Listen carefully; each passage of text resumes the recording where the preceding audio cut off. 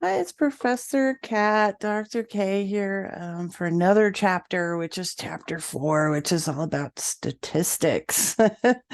um, I may sound happy, but it's not my favorite subject. When I was working on my doctorate, statistics is I can do math. Statistics has always been kind of a challenge, and is for a lot of people. Um, but luckily, you're not going to be doing some statistical calculations here. We're going to look at statistics of crime and what those statistics might tell us. So I wanted to talk a little bit about statistics and how they operate. This chapter looks at a lot of different things, such as robberies, motor vehicle theft, burglaries, stuff like that. There's even near-death experiences in here. It's a pretty fascinating chapter. But I wanted to focus this video a little bit on the reality of statistics and how they are used. Especially when we look at crime, it could be that the statistics are a little bit skewed just because not all crime is reported. And it doesn't matter what type of crime.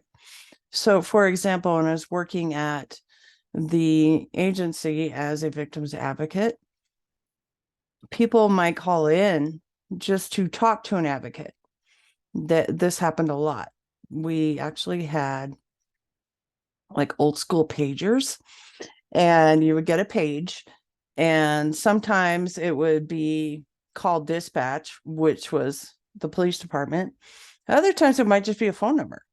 And so we'd call that number, and it might be a victim who maybe their abuser stepped out for 5 minutes and they're trying to call and make some sort of a connection so they can make a plan to leave.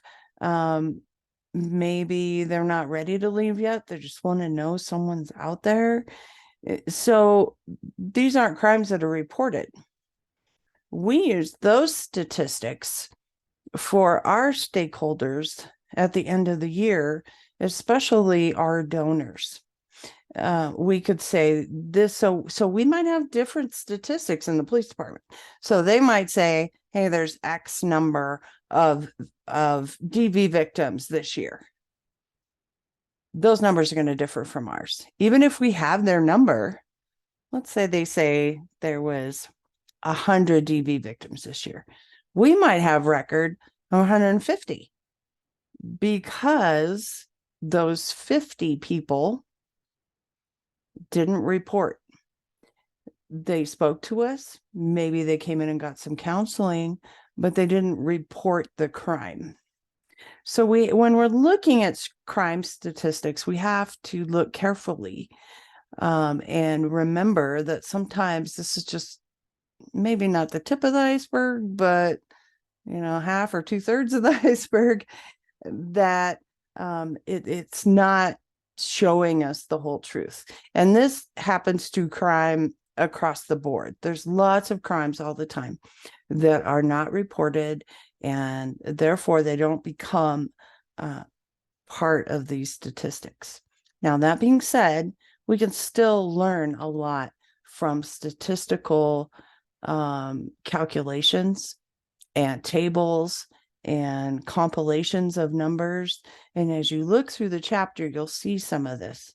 For example, on the motor vehicle theft, there's different trends.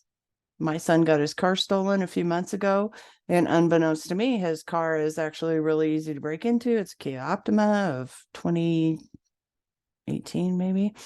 Turns out statistically they're more stolen more often because it's really easy to pop out the back window and it does not trigger the alarm. So there's lots to be learned from statistics.